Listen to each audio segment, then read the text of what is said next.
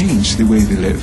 It's humanity's turn now to do what many, many species before us have done. There is a universal principle contained in every faith tradition. There is a wealth of wisdom across the planet in all the people. We all know the world is a mess. That's why we're here. We have to learn to live sustainably if we are to survive as a species. I am not an innocent bystander. I can't stand and say and point the finger at you and say it's your fault. We really should try and change the world because the world is in a global crisis. Physically, economically, socially and ecologically, we have come to a stage of a tipping point. A planet that is infinitely richer than it has ever been, but where its people are infinitely more miserable. Information communication technologies have failed to make people happy. Our own body, this instrument of universal intelligence, tells us, move on. When we expand our awareness, we see so many positive options. We have to find the ways to join hands and work together. Unless we learn to melt the ice in the heart of man, man will have a hard time to change. Thinking is a transformative act. Consciousness and spirituality is the manifestation of the immune system of humanity. We're not claiming to be wise. We're saying that at least we have enough intelligence to recognize how vital it is to listen to the power of global wisdom and realize our survival as a people on this planet depends on that now.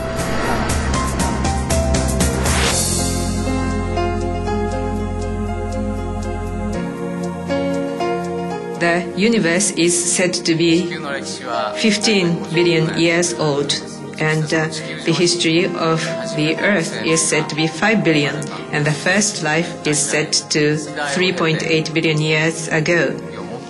And humankind with knowledge and consciousness came on this globe approximately 10 to 20,000 years ago. And we are a 6 billion member human family.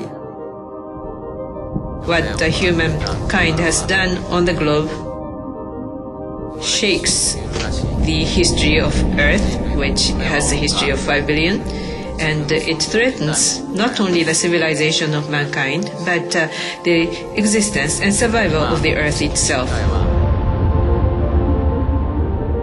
We are consuming 40% of the planet's photosynthesis, and this cannot go on.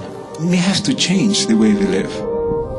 You know about this report last week about the originator of the Gaia theory, James Lovelock, who said that, very likely for the next 100,000 years we're heating up the Earth, so that only small groups of people in the Arctic zone will survive. A few past centuries that Western science ascended to that priesthood which tells us our story of who we are and how our universe works. And it gave us a very depressing story of a meaningless, lifeless, purposeless universe running down to heat death. We talk now about memes. Those particles of meaning that cluster together, that shape our value systems. We are filled with meaning. We are in a meaning-loaded world when the winds of our time are blowing belief systems and thought forms and ideas that no longer serve the human race. We have now learned that it is very easy to melt the ice on the ground. All what we did is to live the way we do, and everything is melting. But then we have learned the very hardest ice to be melted is the one in the heart of man. There was a method by which to manage life, by which to communicate with each other, to connect to each other correctly, like cogwheels in a machine, where anyone who changed anything changed everything else with it. And in this way, we could understand that we were all interdependent. And when the ego broke out in us, in Babylon, people didn't know what to do. And they began to evolve egoistically and forgot the ancient wisdom of how to get along and be as a family. And today we can see the results of this terrible evolution. People are not content. In some area, quite a number of people have very miserable lives. But world wisdom, global wisdom teaches that we can grow into a more integral intelligence, a holistic intelligence where we can feel the connectivity, experience it in our hearts. When I experience my connection with you, that I can't cut from you, that you are part of me, that I'm part of nature, in this unified space, I have to use my mind in a more higher integral intelligence. Then we become mature human beings. So our theme in bringing global wisdom to the people,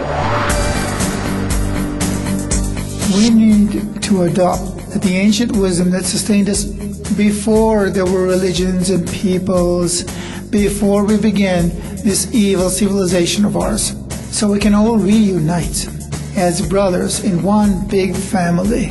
Because globalization, which is what we are discovering today, in it we just see that we're all dependent on each other, tied at the core to one another. There is a revolution going on, and it's not only inside people's head, it's not only people sitting at home and chanting. People are practicing it. We can see that it doesn't really come from religion. It must come from something beyond that. And we'll call that a great mystery beyond language. And that's an internal secret that everyone has to find in the quiet of their own conscience. Such spiritual truth reminds me that I am connected to all others, and that helps me in my search and my own journey. There is no actor that acts in isolation in the world anymore. That in our intertwined interdependence and interconnectivity, that the action of one person affects us all. When we looked down into the smallest manifestations of existence that we could find, when we looked all the way down into the quantum, into the subatomic realm, what did we find? We found a world that said, you are not separate from me. It's a butterfly. It's a symbol from transformation. And transformation not mean bad things. It's transformation. It's something fantastic.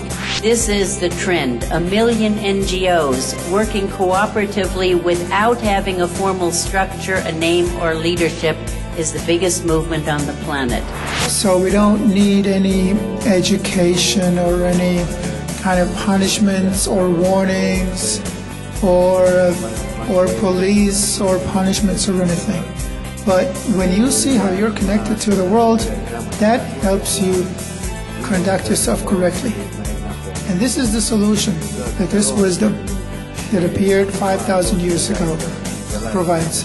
The only certainty there will be in our lives is change.